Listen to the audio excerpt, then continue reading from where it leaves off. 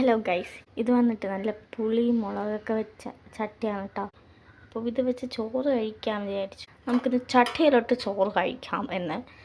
അപ്പോഴാണ് ഇതാ ചോറുണ്ട് ഗൈസ്, ചോറുണ്ട്. എടുത്ത സ്പൂൺ എന്തായാലും കൊള്ളാം. ഇത്തിരി ചോറ് കഴിക്കാറുള്ളൂ. അപ്പോൾ നമുക്ക് കേർഡ് എടുത്തിട്ടുണ്ട് ഗൈസ്. മഴ ആയതുകൊണ്ട് ഈച്ചയ്ക്ക് ഇറക്കപ്പുറതിയുള്ള എന്ന് തോന്നുന്നു. വെക്കാം. ഞാൻ അങ്ങനെ കേടൊന്നും എടുക്കുന്ന ആളല്ല. ഇന്നിപ്പോൾ ഇത്തിരി വീഡിയോ എടുക്കല്ലേ, അപ്പോൾ ഉഷാറാക്കാം എന്ന് വിചാരിച്ചു. നമ്മുടെ മെയിൻ ഐറ്റം മാങ്ങാച്ചാർ.